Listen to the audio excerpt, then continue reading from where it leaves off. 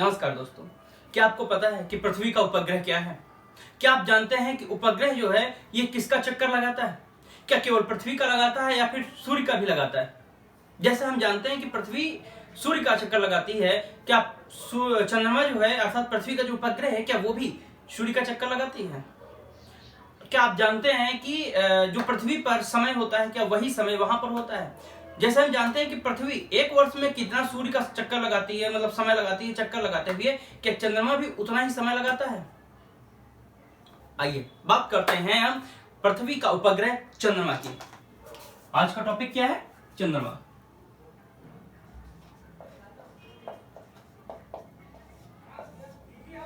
आइए हम बात करते हैं चंद्रमा के बारे में। चंद्रमा ये क्या है? सबसे पहले तो ये एक उपग्रह है। किसका उपग्रह है?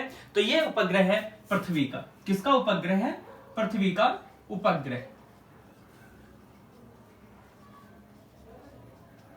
जैसा कि हम जानते हैं कि हर एक का अपना कोई उपग्रह होता है। क्या ये सही है? जी नहीं। हमने अभी तक पढ़ा कि बुध और शुक्र, इनका कोई भी अपना उपग्रह नहीं है। इसके बावजूद भी शुक्र पृथ्वी की बहन या भगिनी कहलाती है। क्यों? क्योंकि आकार व संरचना में शुक्र जो है पृथ्वी के समान है। क्लियर हुआ क्यों कहलाता है? ठीक है, अब बात करते हैं कि हम बात कर रहे हैं कि पृथ्वी के उपग्रह के बारे में। वो कौन है? चंद्रमा। आइए सबसे पहले देखते हैं कि चंद्रमा का क्या दूसरा कोई नाम है? जी हाँ, चंद्रमा का एक नाम है जिसे हम कहते हैं जीवाश्म ग्रह। क्या कहते हैं? जीवाश्म ग्रह के नाम से जानते हैं। चंद्रमा को हम किस ग्रह के नाम से जानते हैं? जीवाश्म ग्रह के नाम से जानते हैं। आपको बता दें कि कई प्रकार से मतलब क्वेश्चन घुमा के पूछा जाता है। ठीक है, अब इसी की जगह पर किसी और को भी बनाया जा सकता है कि कह दिया जाए जीवाश्म ग्रह होता है। अब होता क्या है? हमने तो पढ़ा है कि ये चंद्रमा तो उपग्रह है। अब ऑप्शन में दे दिया जीवाश्म ग्रह है, 4 ऑप्शन दे दिए। एक दे दिया आपको चंद्रमा, ठीक। अब दूसरा दे दिया आपको बुध, तीसरा अरुण, चौथा शनि। ठीक, अब या फिर इसी में बढ़ा दिया या फिर ऐसा कर दिया कि बुध को हटा दिया, बुध को हटा दिया और इसकी जगह कर दिया बृहस्पति। क्या कर दिया? बृहस्पति। ठीक, बृहस्पति कर दिया। अब ऐसे में क्या होता है, कई बार कंफ्यूज हो जाता है व्यक्ति की बात कर रहा है कि जीवाश्म ग्रह कहलाता है, ग्रह की बात कर रहा है, लेकिन जबकि हकीकत में लोग, मैक्सिमम लोगों को, आप लोगों ने अगर वीडियो देख रहे हैं आप लोग, तो बताइए कि आपको पता था कि चंद्रमा को जीवाश्म ग्रह कहते हैं? अगर पता था तो कमेंट बॉक्स बताइए। ठीक है, तो अक्सर लोग करते क्या है, या तो इसे लगा देंगे अगर ये दिया हुआ है, क्यों? क्योंकि सबसे अधिक बलय होता है। ठीक है, या फिर इसे लगा देंगे, बृहस्पति को लगा देते हैं क्योंकि ये सबसे बड़ा ग्रह है। सौर मंडल का सबसे बड़ा ग्रह कौन सा है? बृहस्पति है। ठीक, तो इसी को सोच करके क्या करते हैं, वो कह देते हैं जीवाश्म ग्रह हो सकता है क्योंकि सबसे बड़ा है। ठीक, क्लियर? तो याद रखना कि जीवाश्म ग्रह किसे कहते हैं? चंद्रमा को जीवाश्म ग्रह कहा जाता है। अब बात करते हैं कि चंद्रमा, इसका अध्ययन किसके तहत किया जाता है? तो सबसे पहले याद रखना सेलेनोलॉजी, सेलेनोलॉजी, सेलेनोलॉजी के तहत हम चंद्रमा का अध्ययन करते हैं। क्या करते हैं? अध्ययन करते हैं। क्लियर? अब बात करते हैं कि चंद्रमा पर, जैसे पृथ्वी पर है, पृथ्वी का उपग्रह चंद्रमा है, पृथ्वी पर पर्वत वगैरह पाए जाते हैं, शिखर पाए जाते हैं। ठीक है, क्या चंद्रमा पर भी पर्वत या शिखर पाए जाते हैं? जी हाँ, चंद्रमा पर भी पर्वत पाए जाते हैं और उस पर्वत का क्या नाम है? लीबनिट्ज। लीबनिट्ज। अब बात करते हैं, ये पर्वत का नाम तो हो गया, लेकिन क्या इसका कोई ऊंचाई, लंबाई, चौड़ाई कुछ होती है? जी हाँ, जैसे हम माउंट एवरेस्ट पृथ्वी पर देखते हैं उसी तरीके से चंद्रमा पर भी है। लेकिन अब सोचने वाली बात है कि ये पृथ्वी का उपग्रह है। चंद्रमा पृथ्वी का उपग्रह है। ठीक है, इसका मतलब चंद्रमा पृथ्वी से छोटा होगा? जी हाँ, छोटा है। इसका व्यास भी बहुत छोटा होता है। कितना है? तो 3400 कुछ करके है। ठीक है, तो हम बात कर रहे हैं कि चंद्रमा पर्वत की बात। लीबनिट्ज ये क्या है? ये पर्वत है। जैसा हमने आपको क्या बताया, पृथ्वी का ये उपग्रह यानी पृथ्वी से छोटा है क्योंकि पृथ्वी का व्यास 12,000 के आसपास, ठीक, या प्लस में 12,000 प्लस में, जैसा कल हमने बताया था 12,756 और 12,714 यानी ध्रुवीय और विषुवतीय व्यास। ठीक, इस तरीके से इसका भी व्यास कितना है, चंद्रमा की हम अगर व्यास करें, व्यास की बात करते हैं तो याद रखना चंद्रमा का जो व्यास है 3475 है, ठीक, किलोमीटर में है। ये क्या है, ये चंद्रमा का व्यास है, ठीक। अब पृथ्वी का देखो, अब दो है, कौन कौन से हैं, एक ध्रुवीय और विषुवतीय, वो 12,000 प्लस में है दोनों, ठीक है। अब यहां पर देखो दोनों का व्यास भी अंतर है, मतलब इसका व्यास देखो, पृथ्वी का व्यास देखो, ठीक। लेकिन इसके पश्चात भी लिबनिट्ज पर्वत की मैं बात कर रहा हूं, पृथ्वी पर सबसे बड़ा क्या है, माउंट एवरेस्ट है, जो एवो कितना है, 9,000 के आसपास है, यानी 9,000 के आसपास है वो। और जबकि हम इसकी बात करते हैं तो याद रखना, तो ये 10,668 मीटर की ऊंचाई है, 10,668 मीटर ऊंचा है लिबनिट्ज पर्वत। कितना है, 10,668 मीटर ऊंचा है। अब इसी को कई बार होता है एग्जाम में पूछ लिया जाता है, या तो मीटर नहीं देते हैं, क्या दे देते हैं, फीट दे देते हैं, क्या दे देते हैं, फीट दे देते हैं, ठीक है। तो फीट कितना होगा, याद रखना जब हम फीट की बात करते हैं तो ये 35,000 होगा। कितना होगा, 35,000 फीट की ऊंचाई पर पाया जाता है, ठीक है, मतलब इतना ऊंचा है। लिबनिट्ज पर्वत की ऊंचाई कितनी है, तो 35,000 फीट की ऊंचाई है, किसकी, लिबनिट्ज पर्वत की, और मीटर में 10,668 मीटर ऊंचा होता है। अब बात करते हैं, लिबनिट्ज पर्वत तो हो गया सर, ये पाया कहां पर जाता है, चंद्रमा है, जैसे हम देखते हैं पृथ्वी है, दो पोल होते हैं, यानी नॉर्थ और साउथ, ठीक। तो क्या इसके भी नॉर्थ और साउथ पोल होते हैं, जी हाँ, नॉर्थ और साउथ पोल होते हैं। जैसे हम देखते हैं कि चंद्रयान 3 अभी भेजा गया था, तो उसमें क्या था, चंद्रयान 3 जो था कहां लैंड हुआ था, तो साउथ पोल पे लैंड हुआ था, याद रखना साउथ पोल पर, यानी दक्षिणी ध्रुव पर, दक्षिणी ध्रुव। यहां पर क्या पाया जाता है, लिबनिट्ज पर्वत पाया जाता है, जिसकी ऊंचाई 35,000 फीट या 10,668 मीटर की ऊंचाई होती है, जो कि पृथ्वी के सबसे ऊंचे अर्थात माउंट एवरेस्ट, ठीक, उससे भी ऊंचा है, क्लियर। जबकि व्यास की हम बात करते हैं, व्यास कितना, 3,475 मीटर है, ओ सॉरी किलोमीटर, और पृथ्वी का 12,000 प्लस में है, कितना डिफरेंस है, ठीक। अब आइए बात करते हैं, जैसे हम जानते हैं कि पृथ्वी और प्रत्येक, मतलब पृथ्वी क्या, सभी, हमने आपको बताया था परिक्रमण और परिभ्रमण में अंतर क्या होता है। हमने आपको बताया था कि जो परिभ्रमण होता है, ठीक, वो क्या करता है, अपने स्थान पर से खड़ा हो जाता है। जैसे आप जाते हैं मंदिर में, परिक्रमा करते हैं, परिक्रमा, समझो बात, आप मंदिर में जाके क्या करते हैं, परिक्रमा करते हैं, किसकी, मंदिर की, क्या करते हैं, हाथ जोड़ते हैं, मंदिर के चारों तरफ आप क्या करते हैं, राउंड लगाते हैं, ठीक है। जैसे मान लो कि ये मंदिर है, ठीक, आप ये हैं, ठीक, अब क्या कर रहे हैं, आप यहां गए मंदिर के पास पहुंचे, हाथ जोड़ के क्या कर रहे हैं आप, ये क्या कर रहे हैं आप, ये परिक्रमा कर रहे हैं, ठीक। अब एक होता है परिभ्रमण, ठीक, तो कई बार होता है जो देखते हैं कि निकलने की जगह नहीं होती है, ठीक, हाथ जोड़ते हैं, बस अपनी जगह पर घूम लेते हैं, जितना घूमना होता है घूम लेते हैं, ये क्या कहलाता है, परिभ्रमण कहलाता है। तो क्या पृथ्वी का हमने आपको बताया था परिक्रमण और परिभ्रमण, ठीक, तो क्या चंद्रमा का भी होता है, जी हाँ, चंद्रमा का भी परिक्रमण और परिभ्रमण होता है, परिक्रमण और परिभ्रमण होता है। अब एक चीज गौर करने वाली बात है, हमने आपको बताया था पृथ्वी जो है सूर्य का परिक्रमण करती है, यानी परिक्रमा किसका कर रही है, सूर्य का कर रही है। चूंकि पृथ्वी का उपग्रह चंद्रमा है, इसलिए चंद्रमा किसका परिक्रमण करेगी, तो पृथ्वी का परिक्रमण करेगी। अब बात करते हैं कि हम पृथ्वी की बात किए थे, ये वामावर्त घूमती थी, तो चंद्रमा भी घूमता है, जी हाँ, चंद्रमा भी घूमता है, और इसकी दिशा भी वामावर्त है, अर्थात क्या होगा, पश्चिम से पूर्व या पूर्व से पश्चिम, तो पश्चिम से पूर्व है, कैसे है, पश्चिम से पूर्व की दिशा में परिक्रमण कैसे करता है, ये पश्चिम से पूर्व की दिशा में करता है। हमने आपको बताया था जब पृथ्वी परिक्रमण करती है तो कितना समय लगाती है, क्या चंद्रमा भी परिक्रमा करता है तो कितना समय लगाता है भैया, याद रखना चंद्रमा जो है जब ये परिक्रमा करता है तो अपने अक्ष पर और पृथ्वी के चारों तरफ, अर्थात एक चीज गौर करने वाली बात है, हमने जब पृथ्वी के बारे में बात किया तो परिक्रमण और परिभ्रमण दोनों में डिफरेंस था, ठीक है। परिभ्रमण वर्ष में चला गया था, जबकि परिक्रमण किस में चला गया था, वो रोटेशन 24 घंटे में चला गया था, यानी 23 घंटे 5 मिनट करके चला गया था, ठीक है। तो अब यहां पर बात करते हैं कि इसकी बात कर रहे हैं कि इसका परिक्रमण क्या होगा, 27 दिन, 27 दिन क्या है, 27 दिन, ठीक। तो घंटे कितने हैं, 7 घंटे, 27 दिन 7 घंटे 43 मिनट और 12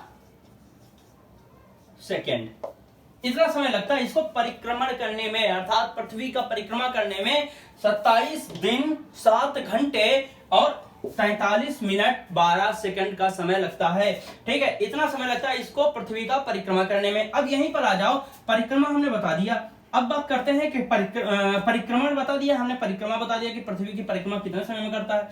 क्या जैसे पृथ्वी परिभ्रमण करती है, क्या ये भी परिभ्रमण करता है? हमने अभी आपको बताया ये भी परिभ्रमण करता है। और हम अपनी दिशा कैसे रखता है? ये मतलब वामावर्त ही रखता है। ठीक है, तो वामावर्त रखता है। हम कह सकते हैं परिक्रमण और परिभ्रमण, पृथ्वी के सापेक्ष चंद्रमा का परिक्रमण और परिभ्रमण दोनों सेम होते हैं।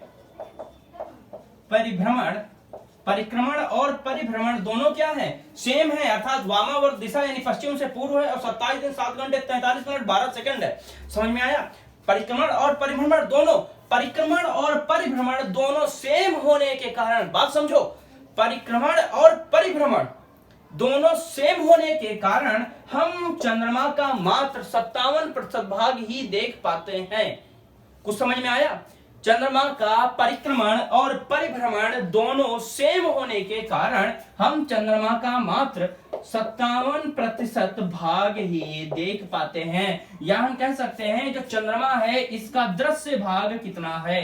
तो चंद्रमा का दृश्य भाग कितना है? 57% है, अर्थात चंद्रमा का हम पूर्ण भाग नहीं देख पाते हैं। क्लियर? इसीलिए देखते हैं कि चंद्रमा कभी भी देखो, आप कभी भी देखो, ठीक, आपको थोड़ा ना थोड़ा मतलब कटा हुआ जरूर नजर आएगा। क्लियर? अब बात करते हैं कि हमने दृश्य की बात कर ली कि हमें इतना दिखाई देता है। क्या चंद्रमा जो है, जैसे सूर्य का परिक्रमा पृथ्वी कर रही है, तो क्या चंद्रमा भी सूर्य का परिक्रमा कर रहा है? भाई हाँ, जब पृथ्वी कर रही है। अच्छा ये बताओ, उपग्रह किसका है? पृथ्वी का। ठीक, पृथ्वी का उपग्रह पृथ्वी का परिक्रमा कर रहे हैं। अब पृथ्वी सूर्य का परिक्रमा कर रही है, तो जाहिर सी बात है कि जो चंद्रमा होगा पृथ्वी के साथ साथ वो भी, पृथ्वी मतलब अपने साथ लिए हुए घूम रही होगी ना। ठीक है, तो चंद्रमा भी क्या कर रहा है? परिक्रमा कर रहा है। क्लियर? जब चंद्रमा भी पृथ्वी का परिक्रमा कर रहा है, तो अब ऐसे हम अपने आप स्वयं सोच लो कि इसका जो परिक्रमण काल यानी सूर्य के सापेक्ष, चंद्रमा का सूर्य के सापेक्ष, किसका सापेक्ष? सूर्य के सापेक्ष, सूर्य के सापेक्ष इसका परिक्रमण काल कितना होगा? क्या होगा? क्या यही होगा जो परिक्रमण और परिभ्रमण काल 27 दिन 7 घंटे 43 मिनट 12 सेकंड है? क्या यही होगा? जी नहीं। जब हम इसकी बात करते हैं कि सूर्य के सापेक्ष, तो याद रखना लगभग सेम रहता है। अंतर क्या होता है? 2 दिन का अंतर हो जाता है। तो यहां पर आ जाएगा 29 दिन। क्या हो जाएगा? 29 दिन। ठीक, 29 दिन। अब बात करते हैं क्या 7 घंटे ये सेम रहेगा? भाई थोड़ा बहुत तो अंतर होगा, तो कितना होगा? तो 12 घंटे, 27 दिन 12 घंटे 44 मिनट और 3 सेकेंड।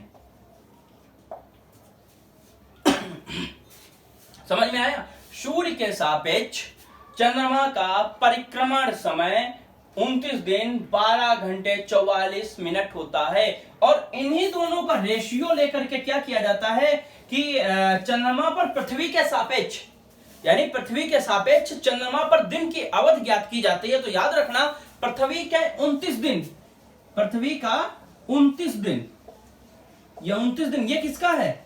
यह है पृथ्वी का। ठीक, किसका है? यह है पृथ्वी का। हम क्या बता रहे हैं कि पृथ्वी का जो दिन होते हैं चंद्रमा पर कितने दिन के बराबर होते हैं, या चंद्रमा का जो दिन होता है पृथ्वी के दिन के बराबर कितना होता है। हमने अभी आपको बताया कि चंद्रमा का मतलब पृथ्वी के 29 दिन के बराबर चंद्रमा का 1 दिन होता है। क्या होता है? चंद्रमा का 1 दिन होता है। 1 दिन किसका? चंद्रमा का। याद रहेगा? इसकी गति जैसे हम पृथ्वी की देखते हैं कि 1610 किलोमीटर है पर आवर की स्पीड से, क्या चंद्रमा की भी उतनी है? जी नहीं। चंद्रमा की जो गति है वो 3683 किलोमीटर पर आवर के हिसाब से है। क्या है? चंद्रमा की गति। यानी हम किसकी बात कर रहे हैं, परिक्रमण या परिभ्रमण के बारे में बात कर रहे हैं। तो याद रहे हम परिक्रमण के बारे में बात कर रहे हैं। इसके परिक्रमण गति, कौन सी गति, परिक्रमण गति, परिक्रमण गति। हम परिक्रमण गति के बारे में कितनी है, 3683 किलोमीटर पर आवर। कितनी है, 84 या 83, ठीक, 83 किलोमीटर पर आवर। ये क्या है, पृथ्वी वो चंद्रमा की गति है, ठीक, परिक्रमण गति है। और डायरेक्शन क्या होगा, यही जो पहले थी, यानी परिक्रमण और परिभ्रमण यही गति होती है। ये तो आपको उम्मीद करता हूं आपको समझ में आ गया होगा। तो यहाँ समुद्र वगैरह भी होंगे, हाँ भाई समुद्र भी पाए जाते हैं। तो यहाँ समुद्र कैसे है, क्या यहाँ पानी पाया गया है भैया, तो इसकी तो अभी भी खोज चल रही है। तो इसलिए हम नहीं कह सकते हैं कि यहाँ पर पानी का समुद्र पाया जाता है। लेकिन हाँ, इसके साक्ष्य प्राप्त हुए हैं। जो चंद्रयान 2 गया है उससे क्या प्राप्त हुआ है, इसके साक्ष्य हमें प्राप्त हुए हैं। अब बात करते हैं तो फिर यहाँ पर कैसे, मतलब वो समुद्र कैसे हो गया। आपने बताया समुद्र पाया जाता है, जी हाँ समुद्र पाया जाता है। और उस समुद्र का नाम है शांत सागर। क्या नाम है, शांत सागर, ठीक। समुद्र है, समुद्र है, इसका नाम क्या है, शांत सागर।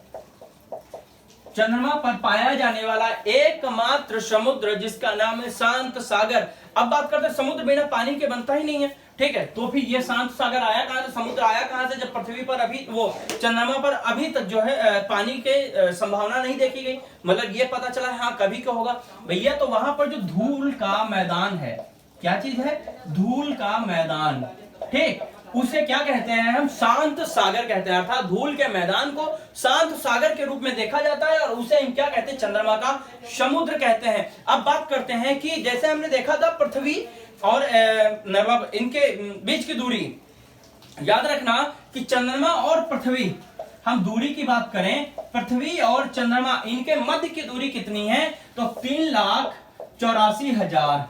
क्या है ये, मीटर या किलोमीटर, तो किलोमीटर है। क्या है, किलोमीटर है। 3,84,000 किलोमीटर की दूरी पर पाया जाता है, ठीक है। यानी चंद्रमा और इनके मध्य कितनी दूरी है, 3,84,000 किलोमीटर है। इतनी दूरी होने के कारण, अब बात एक चीज बताओ, चंद्रमा का अपना स्वयं का प्रकाश है या दूसरे का।